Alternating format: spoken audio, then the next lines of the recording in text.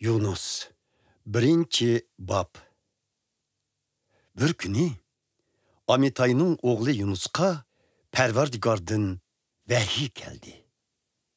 Parvardigor mundaq dedi: Sen Ninevi degan büyük shaharga darhol berib, u shahardagilarga ularning ustidan chiqargan hukmimni jakarla. Chunki ularning qilgan razilliklari bana yetib keldi.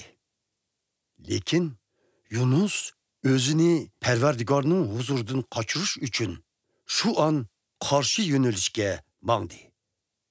U Jaffa shahriga berib, İspaniyaga boradigan bir kemini topdi va kemining yo'l haqini to'lab, kemiga chiqib, kemichilar bilan birga İspaniyaga bormoqchi bo'ldi. U yerga qechib borsam, Parvardigorning huzuridan yiroq bo'laman deb o'yladi. Biroq Parvardigor dengizga kuchlik bo'ron avatgan edi.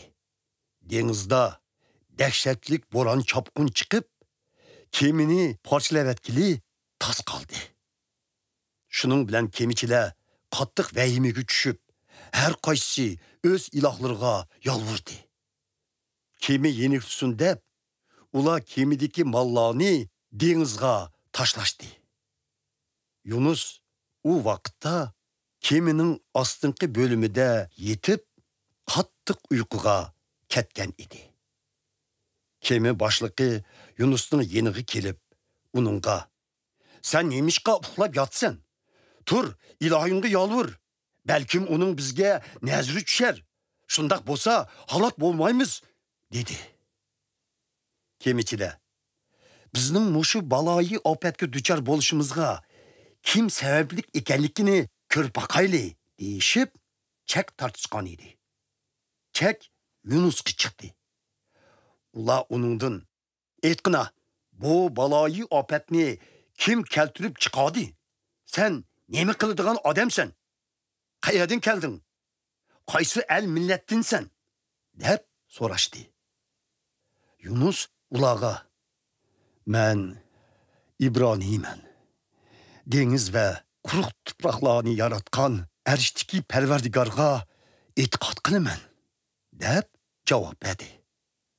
Yunus yana ularga o'zining Parvardigorning huzuridan qechib yurganligini aytib bergan edi. Kemichilar uni anglab intayin qo'rqishib ketdi va "Bunda keçip yürgünün nemisi?" dedi.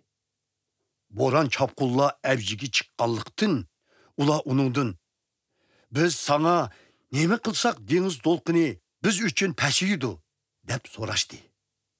Yunus ularga: "Men shuni bilamanki, mening sababimdan sizlar mushu dahshatlik bo'ron chapqunga uchirdinglar.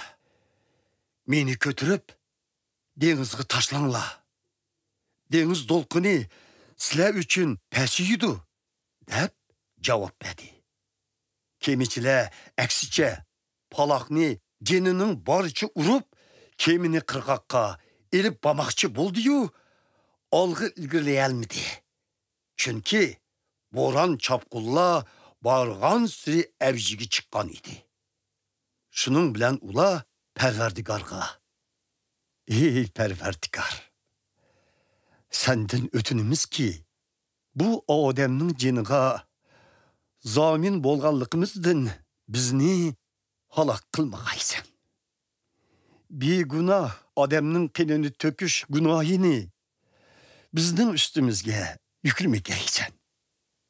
Ey Parvardigor, bularning hammasini o'z irodang bo'yicha qilgansan", deb yolvurdi. Ondan keyin ular Yunusni ko'tirib, to'lqinlab turgan dengizga tashlagan edi. Bo'ron shu an beshildi.